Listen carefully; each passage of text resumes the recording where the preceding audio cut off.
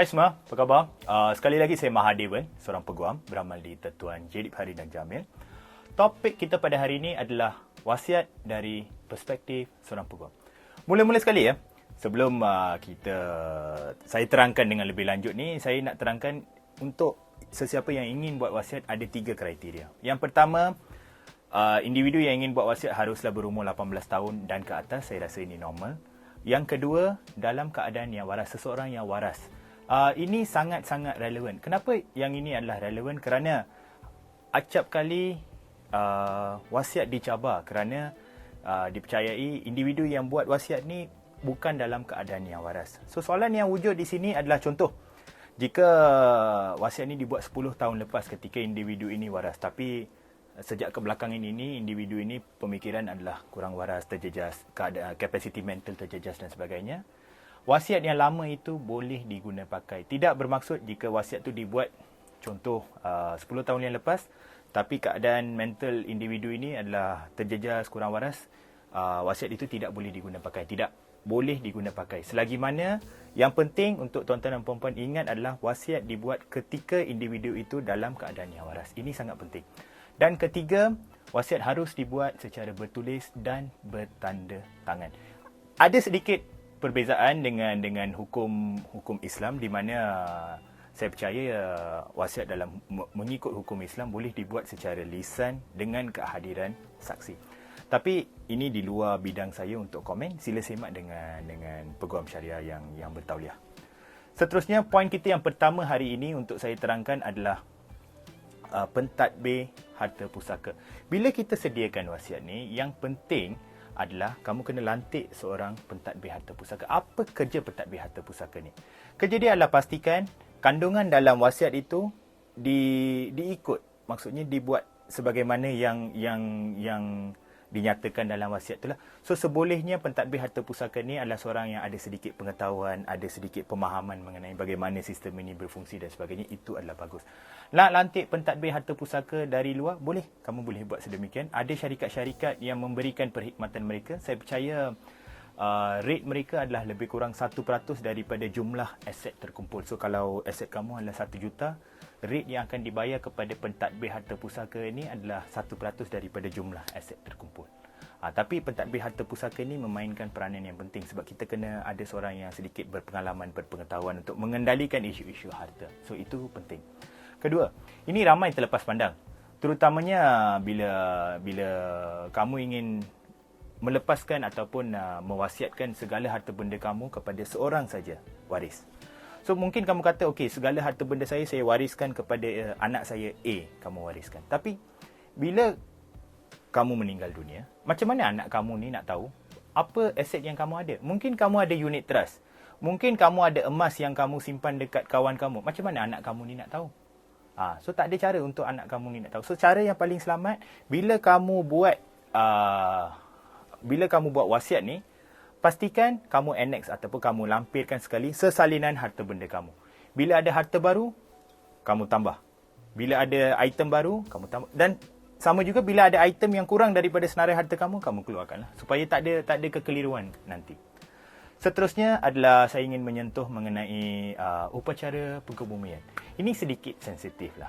Alright? Tapi baru-baru ini, isu ini makin timbul. Bagi seseorang yang ada wasiat, kamu menerusi wasiat kamu ini, kamu boleh menyatakan bagaimana kamu ingin jenazah kamu ni diuruskan. Saya bagi contohlah, katakan individu ini adalah seorang yang beragama Hindu.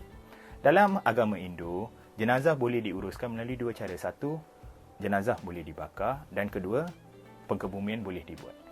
Tapi mungkin kamu lebih gemar untuk jenazah kamu ini dikebumikan. Tapi mungkin ahli keluarga kamu tak tahu. Macam mana kamu nak sampaikan mesej ni bahawa kamu ingin jenazah kamu ni dikebumikan? Bila kamu ada wasiat, kamu boleh nyatakan bagaimana. Ada banyak prosedur. Contoh, orang-orang yang biasa letakkan klausa sedemikian dalam wasiat mereka ni, biasanya dia ada prosedur yang lebih panjang. Dan kamu boleh jadi sangat spesifik. Contoh, kamu nak pengkebumian dijalankan di mana, kamu nak buat function yang macam mana, semua tu kamu boleh nyatakan. Tapi saya tahu ianya agak sensitif, tapi ada keperluan untuk saya sebut.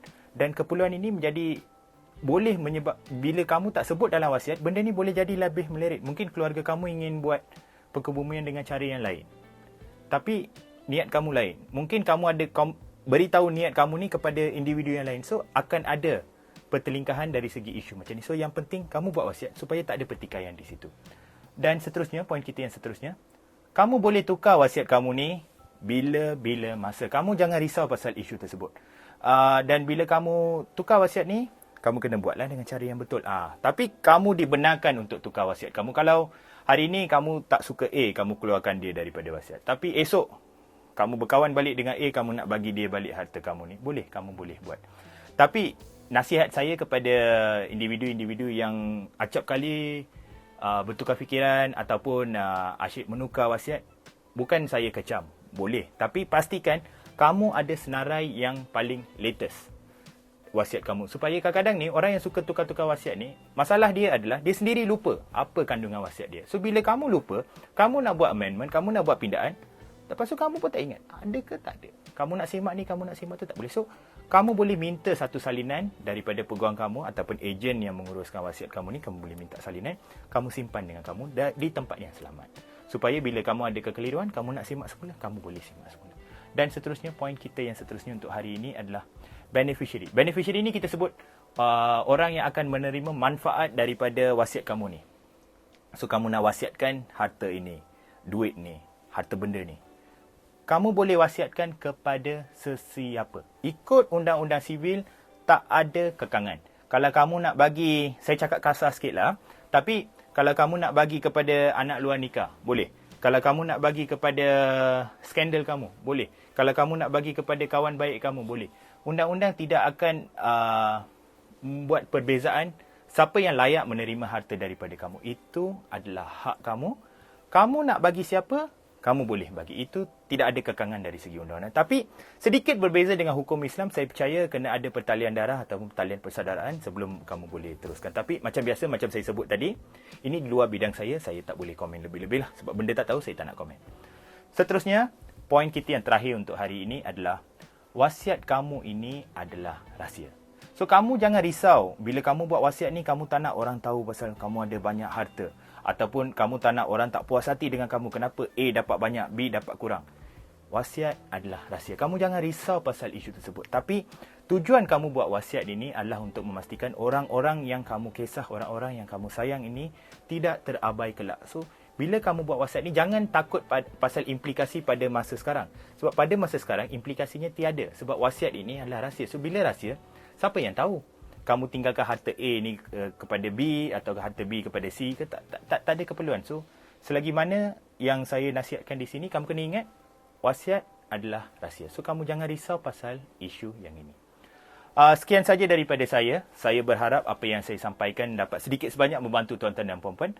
Macam biasa, jika ada sebarang persoalan, sila ajukan kepada saya. Saya akan cuba yang terbaik untuk menjawab. Dan semoga kita berjumpa lagi dalam episod yang akan datang. Terima kasih.